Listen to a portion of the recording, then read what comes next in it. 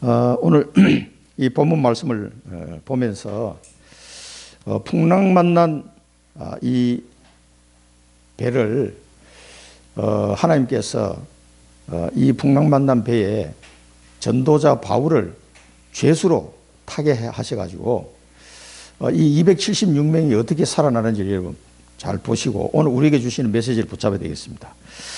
그리고 여기 이제 번역상 이해가 안 되는 단어들이 많이 좀 잘 나올 거예요.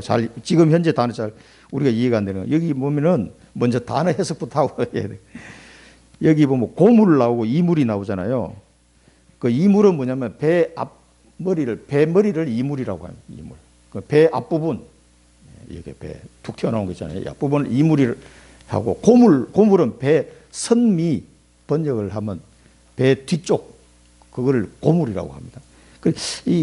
지금도 이 단어를 쓰는지 잘 모르겠는데 여러 번역본을 보면 정확하게 알 수가 있고요. 또 영어 성경을 보면 더 정확하게 이해가 됩니다. 그러니까 이제 이게 다천 아시죠? 다천 배를 이렇게 고정시키는 큰 쇠로 된 거를 만들어서 밑에다 놓으면 배가 안 움직이게 하는 그 다천을 말하는 건데 그게 아마 앞에도 있었고 뒤에도 있었던 것 같아요. 그걸 이제 그룹줄 또 여기 그룹배는 요즘으로 구명정 그 배가 이제 파손됐을 때 작은 배 있잖아요. 작은 배 타고 도망갈 수 있도록 그 이제 구명정 같은 걸 말하는 겁니다. 이 그룹배.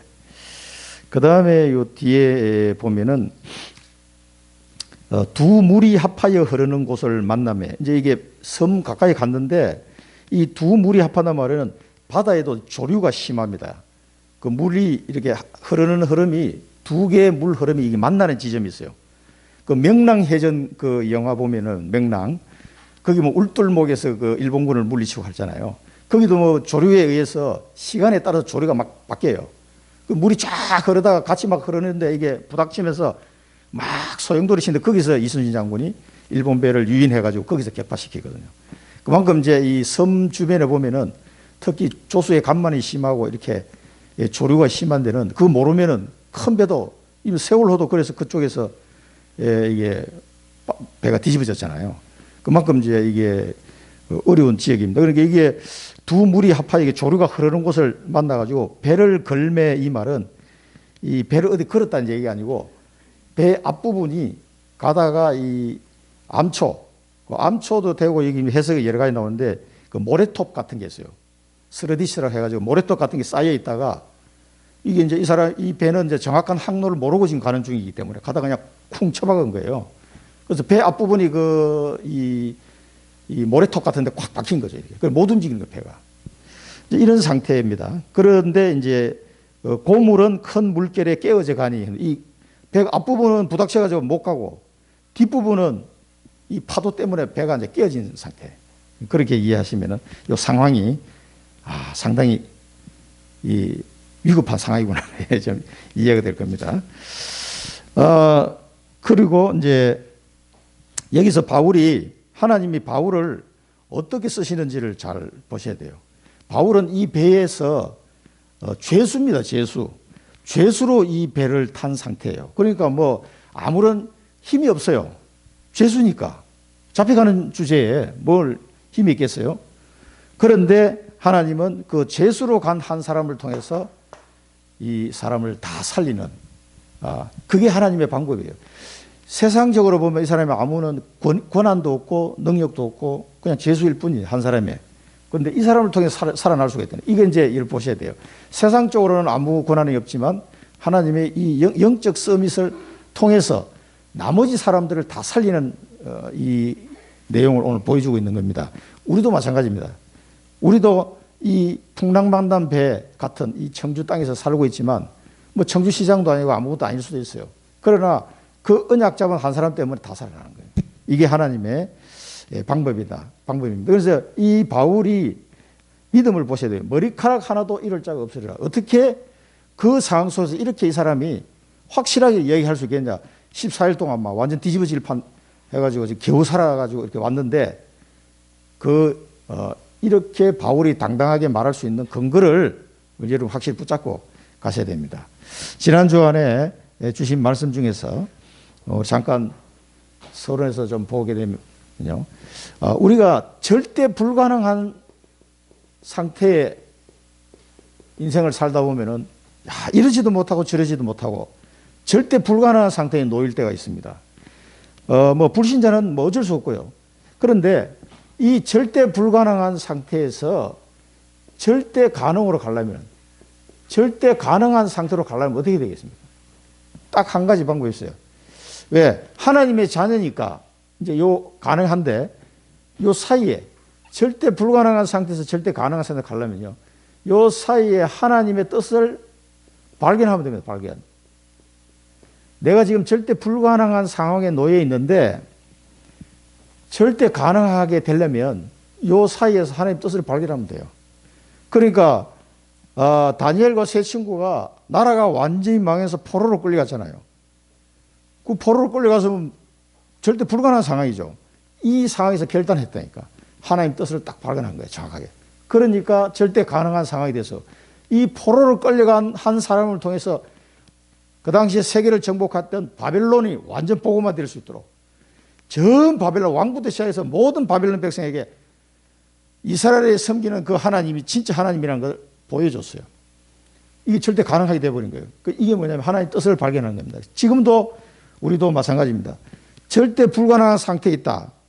그렇게 생각하시면요, 절대 가능으로 바뀌려면 이 속에 있는 하나님 뜻이 뭘까? 그것만 찾아내면 됩니다. 그래서 이유가 없어지는 거예요. 이 뜻을 발견하면. 뭔 이유가 없습니까? 다른 이유 없는 거예요. 언약 외에는 이 하나님의 뜻이 나에게 주신 언약인데 이 언약 외에는 이제는 내가 인생에 사는 다른 이유가 없어지는 거예요. 그래서 결단이 가능한 겁니다. 하나님 앞에 내 인생의 결단을 언약 붙잡고 결단을 딱 내리는 거예요. 그러면은 이유를 알게 됩니다. 무슨 이유입니까? 하나님이 나를 세계복음화의 주역으로 불렀다는 이 이유를 내가 딱 보게 됩니다. 아유, 내가 어떻게? 아닙니다. 하나님은 능력 있는 자를 부르지 아니하시고 돈 많은 사람을 부르지 않았어요. 누구를 부릅니까? 믿음 있는 자를 하나님 부르시고 쓰시는 겁니다. 하나님께는 다 있어요. 모든 능력, 이 세상 사람들이 다 힘을 합친 것보다도 훨씬 더 많은 능력과 돈도 있어요. 모든 게 하나님 거란 말이에요. 그러니까 하나님께는 하나님 쓰신 사람 누구 씁니까? 믿음 있는 자를 쓰시는 거예요. 학벌 있는 자를 쓰지 아니하시고 돈 많은 자를 쓰는 게 아닙니다. 개인적인 능력이 좀 있다고 해서 그 사람 쓰는 게 아니에요. 믿음 있는 자를 씁니다. 그래서 하나님이 나를 이 언약 외에 다른 데가 살 이유가 없구나. 이게 딱 발견되어지면은요, 세계 복음화 주역으로 나를 불렀던 사실을 알게 돼요.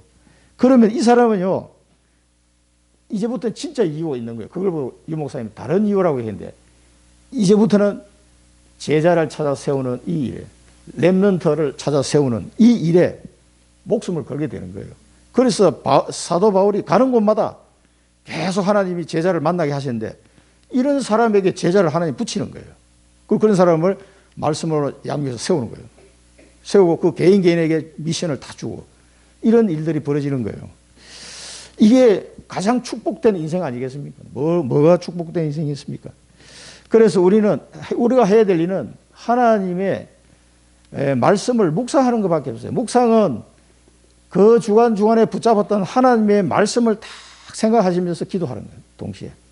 말씀을 붙잡고 기도하고 또 깊은 호흡 속에 건강도 챙기고 이렇게 한번 해보시라는 거예요. 하루에 5분이라도. 하나님의 눈을 감기만 해도 효과가 있다고 그러잖아요. 눈을 감기면. 24시간 바쁘게 사는데 하나님을 향하여 5분도 눈을 안 감아. 그럼 어떻게 되겠습니까? 그 사람은 이 영적 힘을 얻을 수가 없어요. 이 언약 속에 들어온 하나님의 자녀는 하는 게 뭐냐? 이것만 하면 돼, 이것만. 그럼 다른 건 어떻게 하면 하나님 다 알아서 합니다. 말씀을 생각하면서 묵상하는 거예요. 그러니까 묵상을 하셔야 돼요. 성경에서 말하는 묵상은 하나님의 말씀을 생각하는 거예요. 그러면서 그 말씀을 붙잡고 기도하는 겁니다. 여기 대피기도 하시는 분들은 항상 지난 주간에 있었던 그 말씀을 다 붙잡고 기도 제목을 만들어 보세요. 아주 내 생각을 가지고 하는 기도가 아니라 말씀을 따라 하는 기도가 나옵니다. 그러면요, 나도 은혜가 되고 듣는 사람도 은혜가 돼요. 제가 한빛교회 있을 때 장로로 있을 때 대표기도 하잖아요. 항상 그렇게 했거든요. 그렇게 하니까 지금 임마누엘 서울교회 장로님 되죠. 그 의사, 그 여자 의사분. 우리 사모가 기도할 때는, 제가 기도할 때는 너무 기도가 은혜가 된다고 계속 이야기하시더라고요. 그래가지고 어떤 분은 사모가 기도하고 나니까 그 기도해 거 좀 적은 거 좀 달라고 자기도 보고 좀 하게 달라고 그러더라고요. 그게 왜 그러냐면요. 우리가 만들어낸 기도 제목이 아니에요. 말씀을 하나님이 주실 때는 그냥 에이 그냥 갖다 먹어 이렇게 주시는 게 아니에요.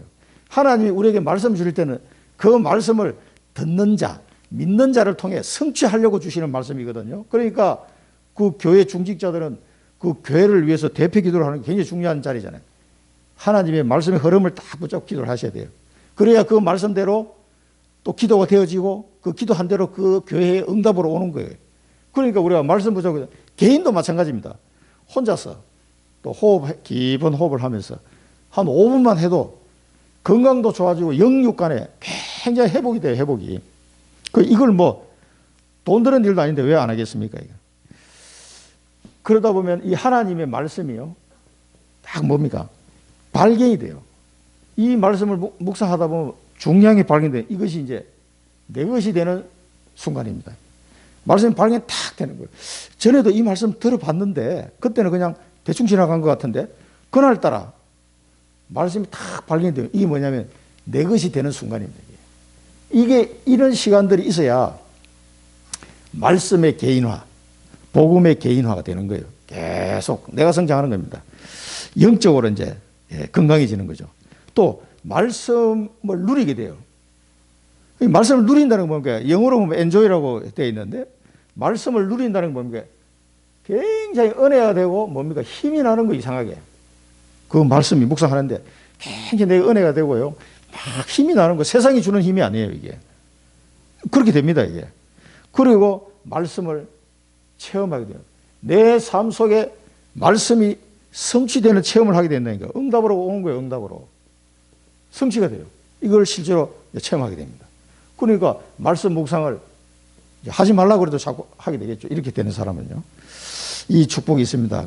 그래서 하나님은 이 광야를 통해서 광야 같은 내 인생 이 광야를 통해서 하나님은 이 말씀이 각인되게 되고 이 구원의 말씀이 각인되도록 그래서 광야를 허락하신 거예요. 왜 힘듭니까? 어려움이 있습니까? 광야입니까? 하나님의 구원의 말씀이 깊이 각인되도록 오직 예수 내 인생의 답은 오직 그리스도 이게 각인되도록 계속 하시는 거예요. 그것 때문에 광야를 우리 박현주 집사님 뒤에 꺼주세요. 제가 이 각인을 시키는 거예요. 하나님은 이 과정을 통해서 제가 우리 교회 수요일 금요일 메시지에 녹음한 거 있잖아요. 그걸 내가 어떤 목사님한테 보내줬어요. 개척하는 목사님인데 나하고 같이 졸업한 목사님. 그 힘드신가 봐. 그래서 이제 우리 수요일 금요일 이렇게 하고 있다 그러니까 좀 보내달라 그러더라고. 자기도 유 목사님 메시지를 전달해야 되겠는데 잘 안 된다는 거지. 기도하고 있는데 목사님 하신 걸 좀 들어보겠다고. 그걸 들어보시면 너무 은혜가 되고 좋다고. 참고하시라고 그랬어요. 그래서 계속 묵상하면서 유 목사님 메시지는 너무 이게 농축된 메시지 돼가지고 그냥 들으면 다 소화가 안 돼. 그래서 각 개교에 있는 목사님들 이 내용을 깊이 묵상하면서 그래서 여러분 때문에 저도 더 묵상하게 돼요. 여러분 전달하려니까 그 좋아. 왜냐하면 어떤 사람 1시간, 2시간씩 깊이 묵상해야 되거든. 그럼 이 뜻이 뭘까? 뭔 의미일까? 또 우리 교회 주는 하나님의 음성은 뭘까? 이런 걸 굉장히 깊이 생각하거든요. 그 말씀을 보면서 묵상하는 거예요. 그러면요, 아주 이 곰국도 푹 꼬우면 이게 뭐가 많이 나오듯이 그 얼핏 보면 뼈다귀인데 푹 3일 동안 꼬우면은요 맛있는 게 많이 나오잖아요. 그것처럼 깊이 묵상하면요 그 은혜가 확 넘치는 진국이 나옵니다. 진국이. 그걸 여러분 드셔야 돼. 그래 여러분 살아납니다. 그래서 광야에서 말씀 각인하도록 말씀 각인. 그 다음에 말씀을 체험하고 뿌리 내릴 수 있도록 그래서 광야를 허락하신 거예요. 그래서 힘들고 어려운 일이 있다. 절호의 기회입니다. 말씀 각인, 말씀 체험 뿌리 이 은혜를 받을 기회다.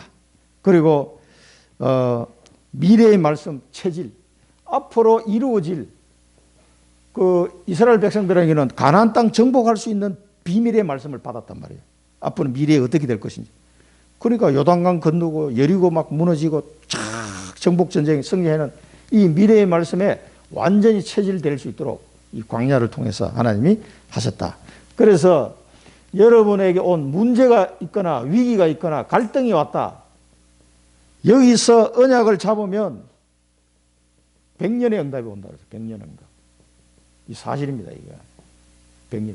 문제, 위기, 갈등 속에 언약을 잡으면 100년의 응답이 옵니다. 여러분 꼭 이거를 농담으로 듣지 마시고 정말 이 말씀을 깊이 생각하시고 붙잡으시기 바랍니다.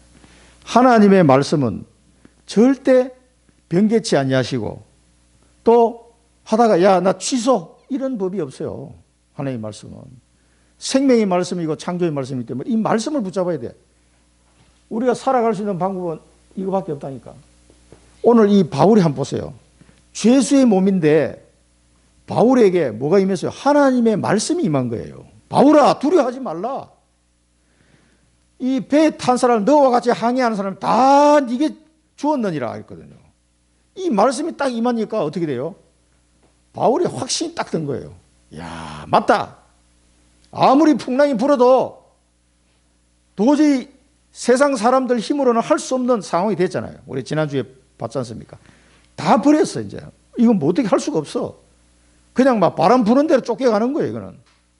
그런데 이 배가 어디로 가요? 바람 부는 대로 그냥 쫓겨갔는데 로마 쪽으로 가고 있어요. 배가. 이게 참 이 신기하지 않습니까? 왜? 강대상 쪽 요 불은 꺼주세요. 요것만 4개만 꺼진 있습니다. 자 여기 보면은 섬의 맨 왼쪽에 보면 멜리데라는 섬이 있습니다. 그 시실리 밑에 저 빨간 점선으로 해놓은 거. 저 섬으로 이 배가 간 거예요. 그 아니 키도 없고 저기 뭐야 이 노 젓는 것도 없고 다 버리고 갔는데 그냥 바람이 불었는데 절로 갔어. 그 이탈리아로 갈 수 있도록 로마로 갈 수 있도록. 그래 분명히 뭐랬어요? 지난 주간에 하나님의 말씀이 임해가지고 바울이 얘기했잖아요. 바울아 두려워하지 말라. 네가 가이사 앞에 서야 하겠고 또 하나님께서 너와 함께 항해하는 자를 다 네게 주셨다 하였으니 그러므로 여러분이여 안심하라. 이 하나님의 말씀을 바울은 전달하는 거예요. 바울이 무슨 뭐 바람을 조종하는 게 아니라니까. 그렇죠? 바울이 어떤 힘이 있어가지고 뭐 배를 안 넘어지게 이렇게 조종하는 게 아니라니까. 이 사람은 그냥 하나님의 말씀을 전달하는 거예요. 바울아 얘기했으니까. 하나님이 말씀하신 것은 확실하게 이루어지는 거. 이 사람은 믿는 사람이기 때문에 이 언약 잡은 바울에게 하나님이 말씀을 주신 거예요. 그러니까 그 말씀을 어떻게 전달하는 거죠. 왜? 확실하니까. 그러다가 안 되면 그 말이 안 맞으면 어떡하지? 이런 의심을 하지 않았다니까 이 사람. 여러분 하나님 말씀 의심하지 말고 이 말씀 붙잡으시기 바랍니다. 그러면 말씀대로 여러분 삶 속에 그대로 성취되는 역사가 일어나게 될 거예요. 나는 내게 말씀하신 그대로 되리라고 하나님을 믿노라 그랬어요. 그런즉 우리는 반드시 뭐요? 한 섬에 걸리리라. 섬에 걸릴 것까지 다 예언을 했단 말이에요. 지금 바울이. 근데 하나님의 말씀을 전달했어. 그런데 믿겠어요? 안 믿겠어요? 이 사람이 저렇게 확실하게 이야기하지? 근데 처음 듣는 사람은 긴가민가 하겠지. 근데 그 말을 들은 사람 중에 믿는 사람도 있고 안 믿는 사람도 있었던 것 같아. 오늘 이 말씀을 강의 보니까요.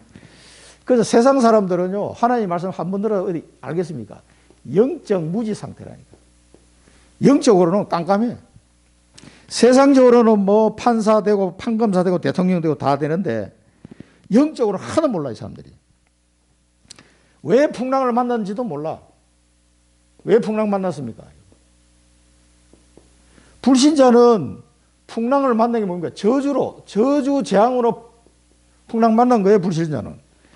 하나님을 믿지 않는 사람은 인생을 살다 보니까 어느 날 내가 원하지도 않았는데 풍랑이 확 밀어닥친 거야. 내 나름대로는 뭐 열심히 머리 굴려 살고 있는데 풍랑이 와서 저주 재앙으로 온 겁니다. 하나님 자녀는 왜 이 풍랑을 만나게 합니까? 하나님의 계획이 있다. 하나님의 계획이 이거는. 그리고 하나님 자녀는 이걸 찾아내면 돼요. 하나님 계획이 있으니까. 풍랑 만나서 안 빠져 죽어. 하나님 자녀는 계획이 있다. 계획. 바울에게는 이 풍랑이 왜 필요해요? 바울이 탔는데 그냥 잠잠하게 가게 하시지.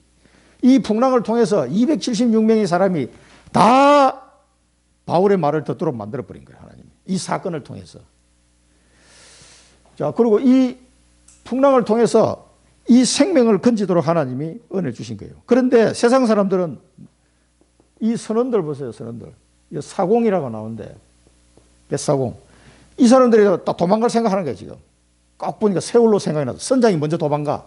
아니, 선원을 놔두고 자기가 도망가면 어떻게 하냐고, 이거를. 이 사람들도 도망가다.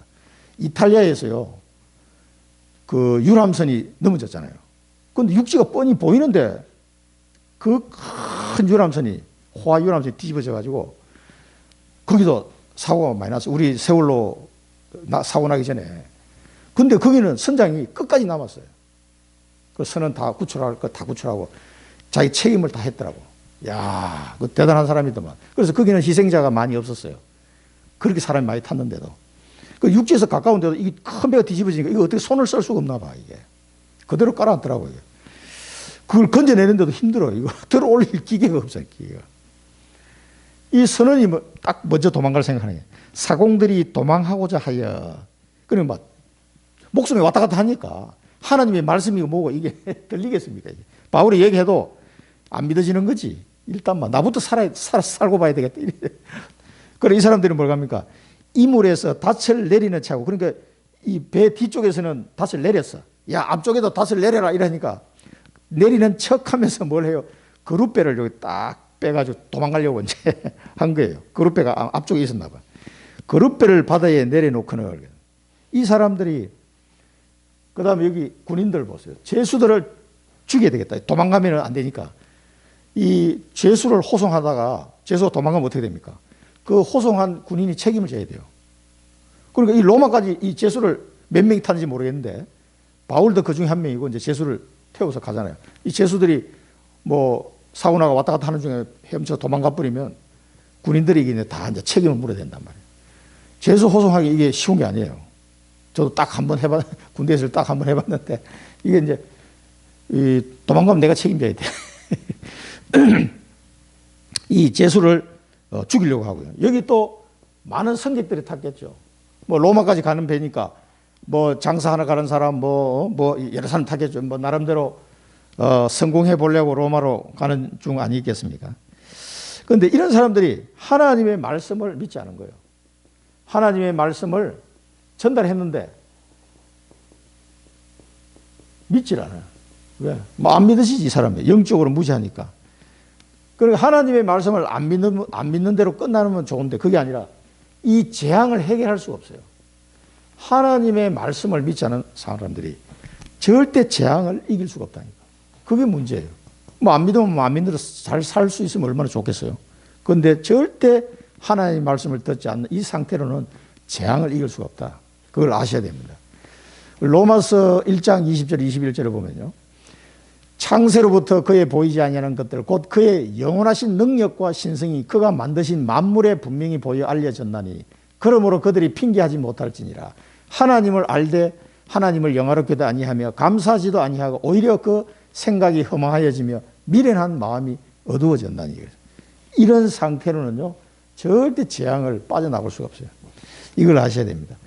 그리고 이 사람들이 지금 뭡니까? 결국은 창세기 3장, 6장, 11장에 굉장히 각인 뿌리 체질이 되어 있는 거예요.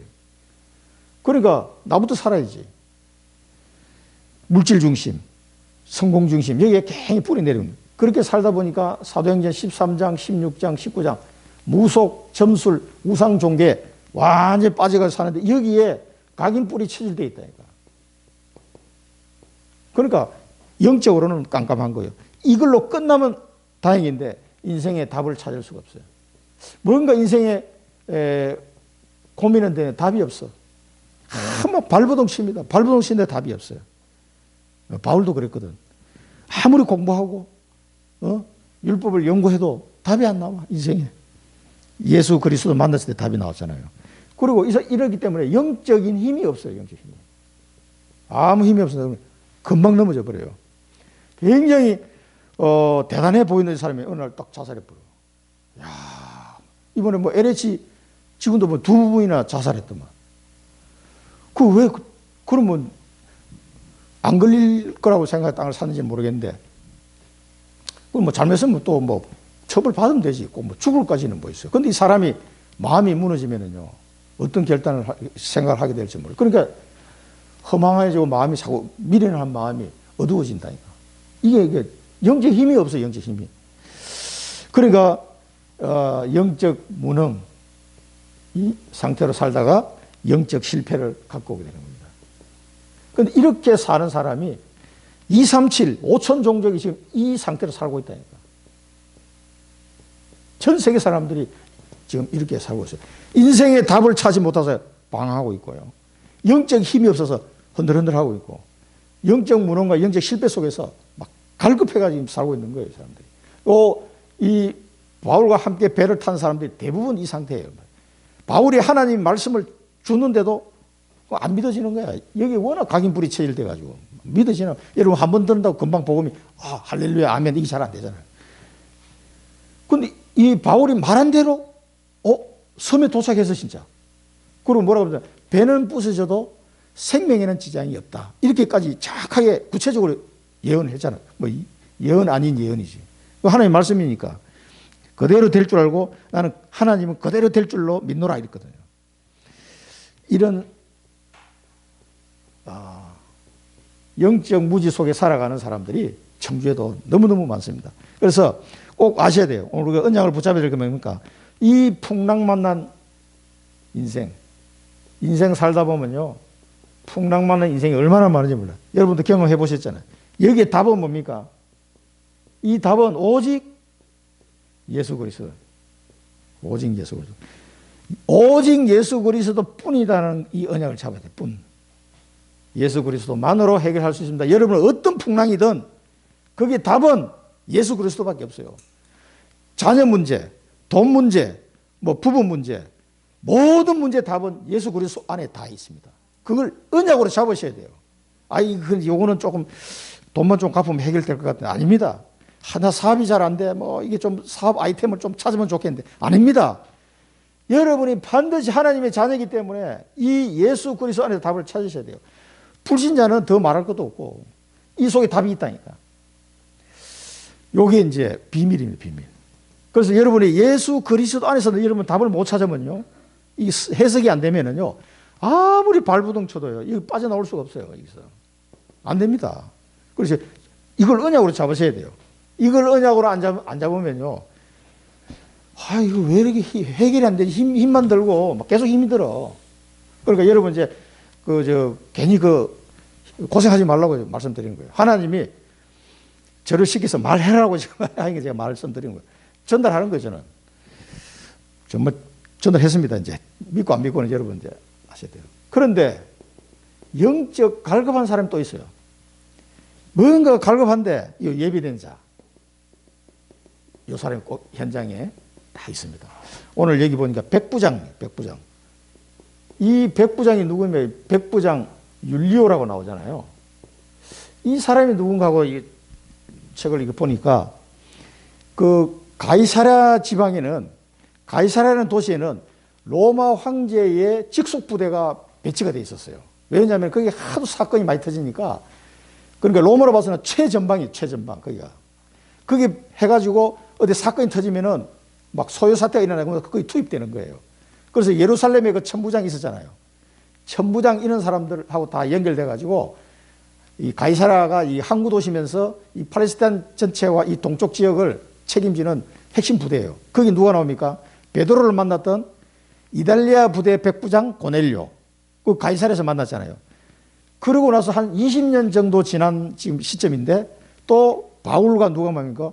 율리오가 만났어요. 율리오 백부장.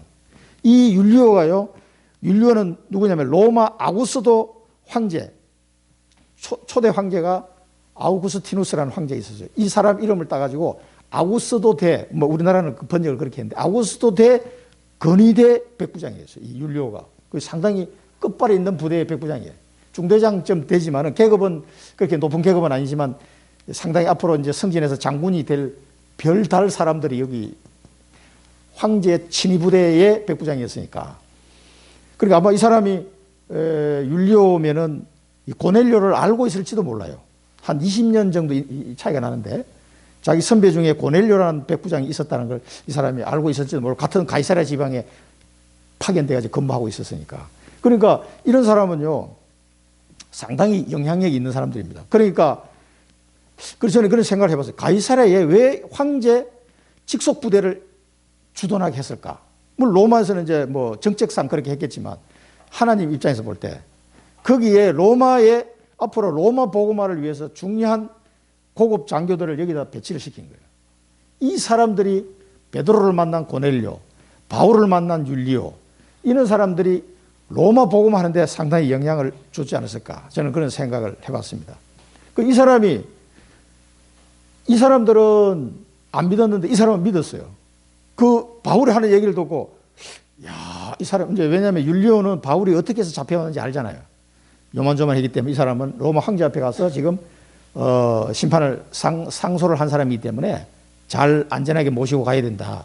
이걸 천부장한테 이 총독한테 들었단 말이에요. 그러면서 율리오가 이렇게 막 자유롭게 이렇게 행동할 수 있도록 또 허락해주고 막 그랬던 사람인데 풍랑만 나고 난 뒤에 딱 바울이 하는 말을 들어보니까 이 사람이 그 하나님인가 하는 신을 섬기는 사람인데 이게 장난이 아니구나 하는 걸 이게 깨달은 거예요. 그럼 이 사람이 바울의 말을 듣는 겁니다. 이 그릇배를 떼버린다는 얘기는 이제는 이 배가 부서지면 다 죽는다는 얘기예요. 그리고 구명정을 없애버리는 거예요. 그 사공들 도망 못 가게. 그 바울이 그렇게 하라고 하니까 순간적으로 이제 백부장이 판단을 해야 되는데, 그 쉬운 결정이 아니에요. 그 하나님의 말씀을 안 믿으면요, 그렇게 할 수가 없어요. 바울이 하나님의 말씀을 전달했는데 그대로 되리라고 믿지 않으면요, 구명정을 없앨 수 있겠어요? 그 유사시에 써야 되는데 칼로 그냥 줄을 끊어버린 거예요. 끊어서 구명정을 배사공들이 타고 도망 못 가게. 이 그릇배를 버리는 걸로 봐서는 이 율리오가 바울의 말에 신뢰를 하기 시작한 거예요. 전에는 말을 안 들었거든. 뭐 바람이 이렇게 불 건데 뭔 소리야. 선장 말 들어야지. 이랬던 사람인데 그릇줄을 끊어버렸어요. 이거는 그냥 되는 겁니다. 그 다음에 군인들이 막 죄수들 다 죽이자 할 때 뭐라고 그랬습니까? 백부장이 바울을 살리기 위해서 군인들의 뜻을 막고 다 헤엄쳐 가도록 또 이 나무 잡고 도망갈 수 있도록 그 육지에 상륙할 수 있도록 허락했단 말이에요. 잘못하면 이 죄수들이 다 도망가면 골치 아픈데도 백부장 율리오가 그렇게 행동을 한 겁니다. 이 사람은 뭡니까? 하나님의 말씀을 믿기 시작한 거예요. 믿음이 이제 들어가기 시작한 거예요. 이렇게 인생에 갈급하면서 하나님의 말씀을 기다리는 사람이 있어요. 우리가 시편 42편 1절에 보면 하나님이여 사슴이 시냇물 찾기에 갈급함 같이 내 영혼이 주를 찾기에 갈급하나이다. 이 다윗의 시지만은요, 이렇게 뭔가가 인생에 답이 없나 이 갈급한 사람이 기다리고 있습니다. 저는 어릴 때 학생 때 이 복음을 받았어요. 그러니까 뭔가 모르는데 이 말씀이 좋더라고. 중학생 때. 그리고 대학교 1학년 때 예수를 영접하고 세례를 받았거든요. 그러니까 그때는 누가 가자 그래서 간 게 아니에요. 그냥 교회를 가고 싶더라고요. 사람이. 이상하게. 아무도 내게 정확한 복음을 얘기해 주지 않는데도 뭔가 교회 가면 내가 그냥 좋아. 이거는 어떻게 뭐 때문에 좋은지는 모르겠는데 하여튼 그냥 좋아. 그래서 간 거예요. 그냥. 그 친구가 가자 그러니까 그냥 따라갔지. 너 나를 좀 가자고 할 사람 없나? 아무도 나보고 같이 교회 가자고 얘기하는 사람이 없는 거예요. 답답해 죽겠는 거야. 나는 교회를 가고 싶은데. 이런 사람 만나면 전도하기 얼마나 쉽습니까? 바로 교회와 딱 퇴로하자마자 그냥 바로 등록하고 그냥 바로 교회 세례받고. 그리고 그 목사님이 나를 한참 기다리시더라고. 대학 다닐 때. 중간에 좀 빼먹었더니 1학년 때 열심히 다녔거든요. 그러니까 이게 현장에는 하나님이 준비해 놓은 사람이 있다. 이런 율리오 같은 사람, 이런 사람도 있고, 그 다음에 이제 먹지 못하고 줄인 지가 열나흘이라고 해요. 2주 동안 굉장히 줄임 상태에 얼마나 배가 고팠겠습니까? 그런데 이거 풍랑이 막 계속 치니까 먹을 수가 없어. 이런 상태에 있는데 바울이 뭐니까 음식을 권합니다. 음식을 권하고 여러분들 먹고 음식 먹기를 권하노니 이것이 너희의 구원을 위하는 것이요. 이제 살아남기 위해서는 먹어야 된다 이 말입니다. 너희 중 머리카락 하나도 잃을 자가 없으리라. 그러면서 떡을 가져다가 모든 사람 앞에서 하나님께 축사하고, 이 장면이 다른 장면하고 막 겹치지 않습니까? 축사하시고, 그 오병이어 있을 때 그 배고픈 사람들 5천 명이 있는데 예수님이 축사하시고 떡을 떼고 다 나눠주고 12광줄에 남았잖아요. 그 장면이 지금 생각납니다.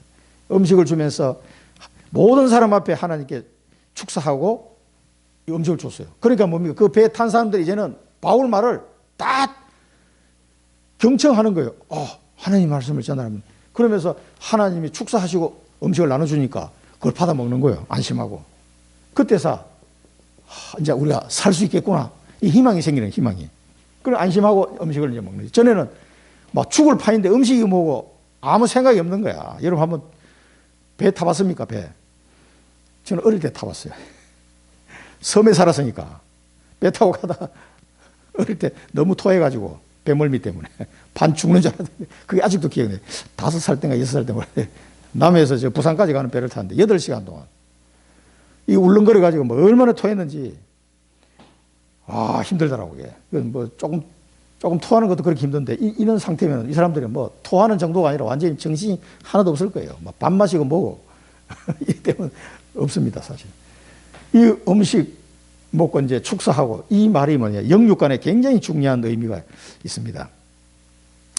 우리에게는 육신을 위한 음식도 필요하지만 영의 양식이 필요한 겁니다. 오늘 여기 아모스 8장 11절에 보면요, 이 사람들이 구원 받으려면 이 빵 몇 개 얻어 먹어 가지고 되는 게 아니잖아요. 아모스 8장 11절에 보면 주 여호와의 말씀이니라 보라 날이 이를지라 내가 기근을 땅에 보내리니 양식이 없어 주림이 아니며 물이 없어 가람이 아니요 여호와의 말씀을 듣지 못한 기갈이라. 하나님의 말씀을 들어야 사는데 이 갈급한 영혼들이 듣지를 못하니까 죽는 거죠. 왜 내가 이게 갈급한지도 몰라. 그 하나님의 말씀 어느 날 딱 들리잖아요. 바로 반응합니다. 이런 사람은. 그래 이 음식이라는 거는요, 지금 육신적인 음식도 되지만은요, 영적 양식도 되는 거예요. 요한복음 1장 14절에 보면은요, 말씀이 육신이 되어 우리 가운데 가신 우리가 그의 영광을 보니 아버지의 독생자의 영광의 은혜와 진리가 충만하더라. 이 말씀이 누굽니까? 그리스도 말씀이 그리스도. 이분이 우리를 위해서 이 땅에 오셨단 말이에요. 그래서 요한복음 6장에 보면은 그 오병이의 얘기가 나와요. 그래서 축사하시고 그 제자들한테 일부러 물어봐. 야 빌립아 여기 사람들 떡 먹으려면 어떻게 해야 되겠니? 하고 예수님이 물어봐요. 그러니까 야 이거 200데나리온어치 떡을 사가지고 와도 다 못 먹이겠는데요? 모자라겠는데 그렇게 얘기하니까 예수님이 알면서 그래서 질문하는 거예요. 그러면 어떻게 하면 되겠니? 하니까 옆에 누가 이거 떡 5개 물고기 2마리 누가 애가 가져온 게 있는데 요거밖에 없습니다 하니까 가져가요. 그러니까 축사하시고 다 나눠 먹으면서 12광주에 남는 걸 보여줬단 말이에요. 그걸 보여주고 난 뒤에 이제 하신 말씀이에요. 그 뒤에 이제 제자들한테 예수께서 떡을 가져 축사하신 후에 앉아있는 자들에게 나눠주시고 물고기도 그렇게 그들이 원대로 주시니라. 지금 배불리 먹었어요. 근데 35절에 보면 예수님이 뭐라고 말씀합니까? 제자들한테 이제 알려주시는 말씀이에요. 예수께서 이르시되 나는 생명의 떡이니 내게 오는 자는 결코 줄이지 아니할 터이요 나를 믿는 자는 영원히 목마르지 아니하리라. 여러분 인생의 갈급함과 이게요 오병이어 떡하고 고기 먹는다고 해서 해결되는 게 아닙니다. 영원한 생명의 떡 예수 그리스도를 믿음으로 먹어야 돼요. 그렇지 않고는 안 된다는. 그래서 내게 오는 자는 결코 줄이지 아니할 것이고 나를 믿는 자는 영원히 목마르지 아니하리라고 했거든요. 이게 비밀입니다. 이게 영의 양식을 지금 축사하시고 드는 거는요 그 영의 양식을 먹는 거예요. 여러분들 그냥 음식을 먹을 수도 있잖아요. 근데 왜 바울이 축사하고 줍니까? 하나님의 축복을 받으라고 주는 거예요. 이게 떡을 나눠 먹는다는 게 예수 그리스도 생명의 떡을 서로 나누는 의미가 있는 거예요. 그래서 우리가 교회 와서 식사하는 거는 그냥 밥 먹는 게 아니에요. 이게 애찬이라서 이게 이 성찬에 연결되어 있는 겁니다. 이게 전부 다. 그래서 초대교회는 항상 떡을 나누며 이렇게 떡을 나눠 먹고 이렇게 신앙생활을 했었어요. 그냥 밥 나눠 먹는 게 아닙니다. 그게. 아이고 밥 한 끼 얻어 먹는구나. 그게 아니에요. 이 생명의 떡을 생각하고 먹는 겁니다. 이게 하나님께 축복하는 이 비밀은 생명의 떡을 나눠 먹는 거예요. 그러니까 쉽게 얘기하면. 그래서 6장 51절에 보면 나는 하늘에서 내려오는 살아있는 떡이니 사람이 이 떡을 먹으면 영생하리라. 내가 줄 떡은 곧 세상의 생명을 위한 내 살이니라 하시니라. 이게 예수님의 살과 피가 아니고서는 우리가 영원한 생명을 얻을 수 없기 때문에 이 말씀을 하신 거예요. 53절에는 보면 예수께서 이르시되 내가 진실로 진실로 너에게 이르노니 인자의 살을 먹지 아니하고 인자의 피를 마시지 아니하면 너희 속에 생명이 없느니라 그랬습니다. 그러니까 이게 예수 그리스도의 살과 피가 이 축사했을 때는 그 의미가 같이 포함되는 거예요. 이거를 의미하는 겁니다. 그런데 이 사람들이 다 음식을 먹고 육신도 힘을 얻지만 하나님이 축사하심으로써 이 사람들이 영원한 생명을 얻도록 바울이 그렇게 지금 하는 거예요. 그래서 이 사람들은 다 구원을 받지 않았을까? 나중에 멜리데 섬에서 또 막 계속 기적이 일어나는데 그렇게 생각이 됩니다. 누구를 만나느냐가 이렇게 중요한 거죠. 그래서 바울은 이 276명 바울 팀까지 다 포함해가지고 바울하고 함께 간 사람 누구면 아리스다고하고 누가 의사 누가 그 다음에 또 한 명 있는데 제 이름 갑자기 생각이 안 나요. 이 의사 누가는 이 주치의로서 계속 바울을 따라 붙었어요. 그리고 아리스도가는 이제 같이 뭐 심부름도 하고 같이 좀 보필하려고 이제 간 거고요. 이 276명이 머리카락 하나도 잃지 않냐는 것이다. 머리카락 하나도. 그 왜 머리카락이라고 해요? 머리카락이 한번 빠질 수도 있잖아요. 그만큼 확실하게 생명을 살 수 있다는 걸 얘기하는 거예요. 머리카락 하나도 잃을 자가 없으리라. 그러니까 걱정하지 말라니 말이지. 걱정하지 마. 왜 머리카락이 하나 빠질 수도 있지. 그리고 드디어 바울이 예측한 대로 마침내 뭐예요? 마침내 다 상륙하여 구조를 받았어요. 이제 섬에 도착한 거지. 섬에. 그러니까 하나님의 말씀이 그대로 지금 성취된 겁니다. 그럼 이 성취되고 난 뒤에 구조되고 난 뒤에 백부장 율리오 같은 사람은 어떻게 생각했겠어요? 야, 이 바울이 섬기는 하나님은 도대체 어떤 분인가? 아니, 이 사람도 이제 똑똑한 사람이니까 나한테 좀 설명 좀 해봐라. 이런 얘기 안 했겠어요? 그 섬에 석 달 동안 같이 있었거든. 석 달 동안 멜리데 다음 주에 보겠습니다. 멜리데 캠프를 하는 거예요. 섬 캠프. 거기 통해서 바울이 이제 석 달 동안 어차피 그거 있어야 되니까 말씀해. 석 달 동안 말씀해. 바울이 가는 데마다 복음 전하기 때문에 이 사람이 석 달 동안 그냥 잠만 자다가 왔진 않았을 거예요. 분명히 그 갈급한 영혼들에게 복음을 전했을 거예요. 뭐 그 기적도 일어났고 이제 했습니다만. 그래서 지금 구조를 기다리는 갈급한 영혼이 있다. 지금 이 상태로 얼마나 이 사람 갈급해서 우리가 뭐 여러분 배를 안 타봐서 모르겠습니다. 진짜 이 풍랑 만난 거 이거 사람 이거 거의 뭐 혼쭐 빠지거든요. 그러니까 지금 우리 청주에도 구조를 기다리는 갈급한 영혼이 있다 없다 많습니다. 이 사랑부 현장에 지포 선교 현장에 구조를 기다리는 사람이 얼마나 많은지 계산해 봤는데 청주 세종 진천에 약 130만 명, 사랑부 7천만 명, 지포 중국 러시아 몽골 15억 5천만 명. 이 사람들이 이 갈급한 영혼이 누구를 기다리고 우리를 기다리고 있다니까요. 구조되기를 기다리고 있습니다. 이 사람들이. 우리의 미션입니다. 여러분들이 이 풍랑 만나 파산된 이 배 위에 있는 전도자라고 생각해 보십시오. 하나님이 완전 서밋으로 여러분을 만드는 겁니다. 자, 이 현장에는 이 영적으로 갈급한 사람이 많다. 갈급한 자. 이 갈급한 자에게 생명의 양식, 우리의 생명을 살리는 양식은 복음밖에 없습니다. 이 생명의 양식을 주라. 이게 우리 미션입니다. 이 구조되기를 기다리고 있는 이 청주 땅에, 사랑부 현장에, 지포 선교 현장에 이 갈급한 영혼들에게 생명의 양식을 주시라니까. 우리는 갖고 있잖아요. 이 생명의 양식을 나눠주시기 바랍니다. 나만 먹지 말고. 살도 많이 찌는데 이게 좀 나눠주셔야 돼요. 생명의 양식. 자, 그래서 하나님은 이 사건을 통해서 바울은 이미 뭐 영적 서밋인데 이 사건을 통해서 하나님이 영적 서밋이 누군지를 딱 드러내시는 거예요. 모든 배 처음에 탔을 때는 어떻습니까? 죄수 중에 한 명이야. 그때 풍랑 만나가 배가 딱 부서지고 죽을 때가 되니까 딱 의지할 사람 이 사람밖에 없어. 276명이. 왜? 하나님의 사람이네. 그 하나님의 영적 서밋을 만들어버린 거예요. 이게 0.1%라고 이 목사님 이야기하셨는데 0.1%도 안 됩니다. 이게 사실은. 제수 바울이 어떻게 이 사람들을 다 살리게 되냐. 하나님의 말씀이 임하기 때문에 그렇습니다. 하나님의 말씀을 전달하면 그렇게 돼요. 그게 서밋이에요. 서밋. 여러분에게도 하나님의 말씀을 주시는 겁니다. 그래서 영적 서밋은 항상 오직 복음, 오직 복음이라야 되는 이유를 알고 있어야 돼요. 뭡니까? 보호자의 축복. 그래서 늘 이 보호자의 축복을 확인하고 사는 사람. 나의 신분 권세가 뭔지 아는 사람. 하나님이, 성삼위 하나님이 나와 함께하는 이 비밀을 평상시에 늘 누리는 사람이에요. 오직 복음.